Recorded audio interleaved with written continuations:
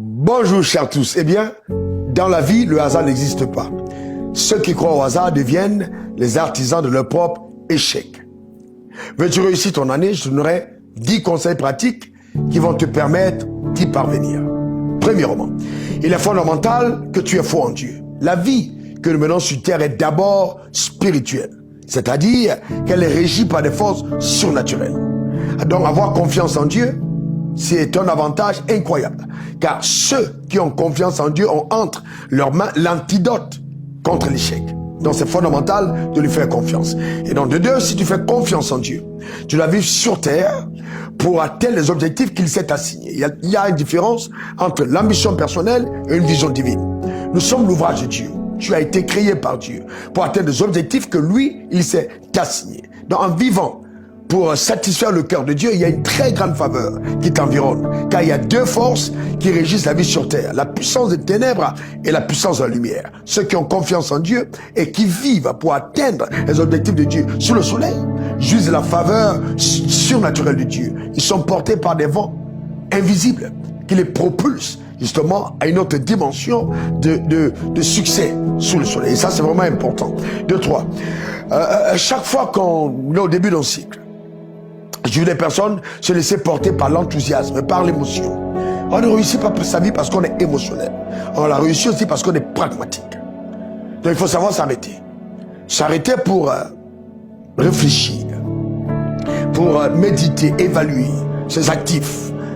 Jusqu'à présent, jusqu'où on est par rapport aux objectifs qu'on s'est fixés de par le passé. Ensuite, par rapport aux vœux qu'on s'est fait à l'égard de Dieu. Où en est-on? C'est très important d'évaluer. Cette évaluation va te permettre de prendre de très bonnes résolutions. Quand il est écrit, à tes résolutions répondra le succès. Ça, c'est fondamental. De 4, il faut aussi, et si tu te rends compte que tu as besoin d'une nouvelle vitesse, prendre des résolutions qui vont t'amener à une transformation radicale. Et ça, c'est user de violence. Le royaume de Dieu est forcé. Et seul les violents s'en en pardonnent dans tous les domaines. Qu'on soit homme politique, qu'on soit un sportif, qu'on soit un homme de Dieu, qu'on soit un homme d'affaires, qu'on soit dans le secteur privé ou le secteur public, on peut créer une révolution dans sa vie personnelle.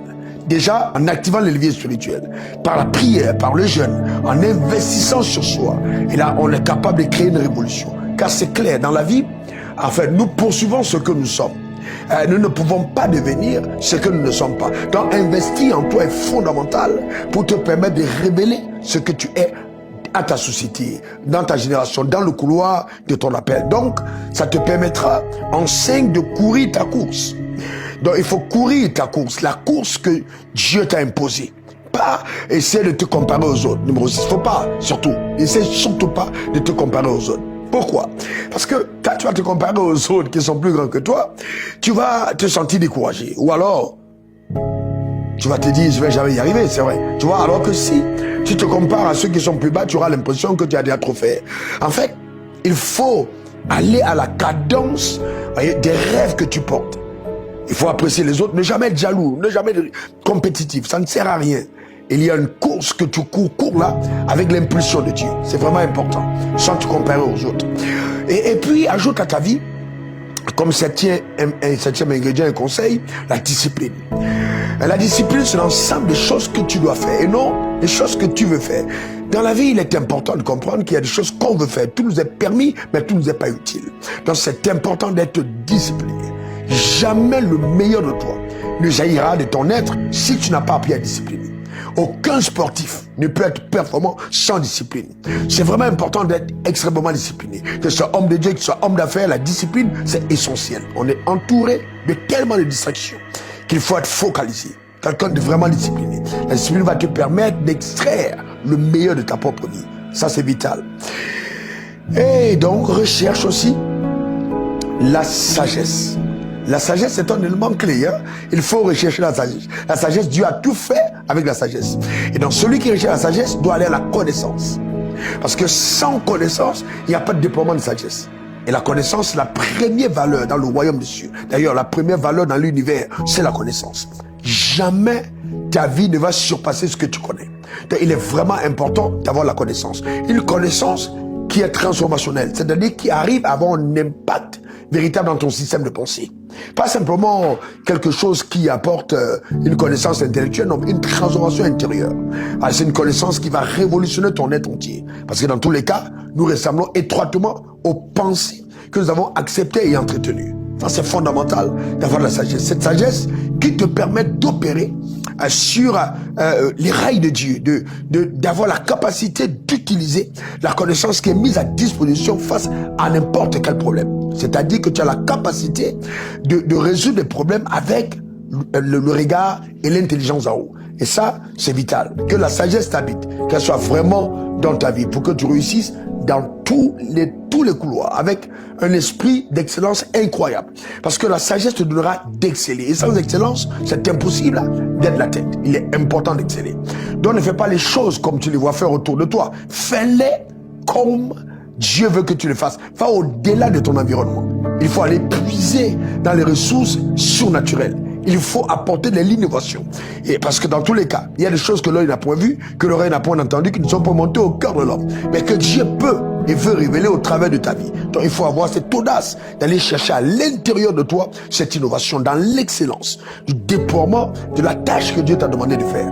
Il faut bien comprendre une chose, l'excellence, même si apparemment ça coûte cher, ça apporte toujours une valeur incroyable. Une valeur incroyable. Et c'est pourquoi pour moi je dis, chaque fois que tu t'investis dans un couloir, ne regarde pas ce que tu dépenses, mais regarde le résultat que produit la dépense, voyez, dans le couloir précis. Et ça c'est vraiment important. Cette douleur que tu peux ressentir aujourd'hui, cette peine que tu peux ressentir aujourd'hui, eh bien, dis-toi simplement que, eh bien, dans la méditation des résultats futurs, ça vaut la peine.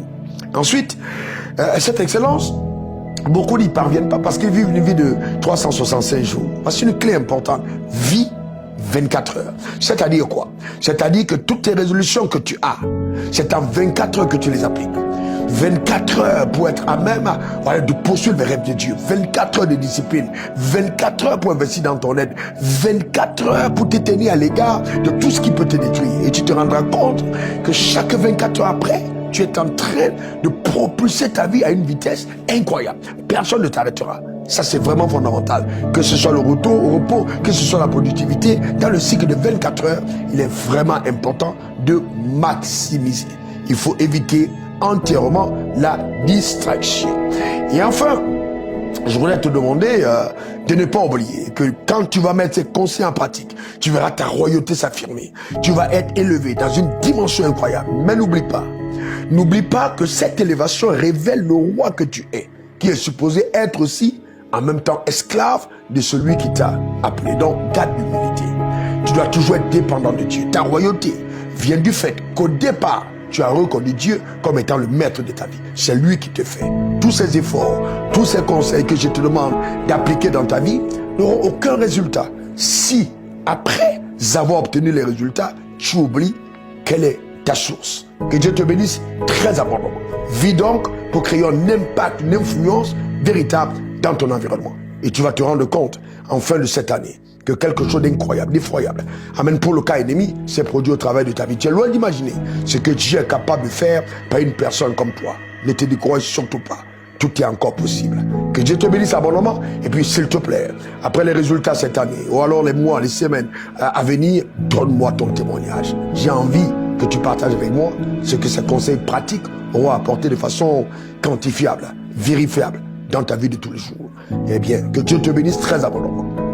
Très, très abondamment. Bien, prends soin de toi. Ta vie est tellement précieuse. Si tu as encore envie, c'est que le ciel compte sur toi pour accomplir sur le soleil des choses innovantes.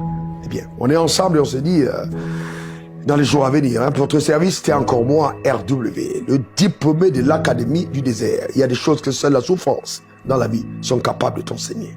Allez, on est ensemble. Bye bye. Suivez le révérend sur les réseaux sociaux, Facebook, Instagram, Twitter et YouTube. Et suivez-nous en scannant le QR code.